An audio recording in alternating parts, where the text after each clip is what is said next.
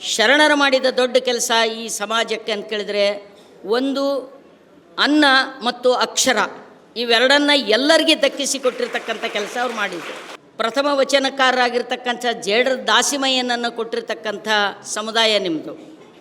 ಅಂಥ ದೊಡ್ಡ ಸಮುದಾಯ, ಗೌರವಾನ್ವಿತ ಸಮುದಾಯದಿಂದ ಬಂದಿರತಕ್ಕಂಥ ನೀವೆಲ್ಲ, ಅಕ್ಕಮದೇವ್ ಹೇಳ್ತಾಳೆ, ನಾಣಮಣಿಯ ನೂಲು ಸಡಿಲಲು ನಾಚುವವರು ನೋಡ ಗಂಡು ಹೆಣ್ಣು ಎಂಬ ಜೀವಿಗಳು ಅಂತ. ಅಂದರೆ ಎಲ್ಲರಿಗೆ ಮನುಷ್ಯರಿಗೆ ನಾಗರಿಕತೆಯನ್ನು ಕಲಿಸಿದವರು, ಮನುಷ್ಯರಿಗೆ ಗೌರವವನ್ನು ತಂದು ಕೊಟ್ಟಿರ್ತಕ್ಕಂಥವ್ರು ನೇಕಾರ ಸಮಾಜದವರು. ಅವ್ರ ಬಟ್ಟೆನೇ ನೇಯ್ದಿದ್ದಿಲ್ಲ, ಅವ್ರ ಬಟ್ಟೆ ನೇಯ್ದು ಕೊಟ್ಟಿದ್ದಿಲ್ಲ, ಬಟ್ಟೆ ನೇಯ್ ಅಂತ ಒಂದು ಕಲೆಯನ್ನು ಅಭಿವೃದ್ಧಿ ಪಡಿಸಿದ್ದಿಲ್ಲ ಅಂದ್ರೆ ನಾವು ನೀವು ಆದಿವಾಸಿಗಳಂಗೆ ಬತ್ತಲೆ ತಿರುಗ್ತಿದ್ದೆವು. ಇತರ ಪಶು ಪಕ್ಷಿ ಪ್ರಾಣಿಗಳಂಗೆ ಅನಾಗರಿಕ ಸ್ಥಿತಿಯಲ್ಲಿ ಇರ್ತಿದ್ದೆವು. ಇವತ್ತು ನಾಗರಿಕ ಸ್ಥಿತಿಯಲ್ಲಿ ಬರಲಿಕ್ಕೆ ನೇಕಾರ ಸಮಾಜ ಕಲ್ಕೊಂಡಿರ್ತಕ್ಕಂಥ ಕಲೆ ಭಾಳ ದೊಡ್ಡದಾಗಿರ್ತಕ್ಕಂಥ ಕಲೆ.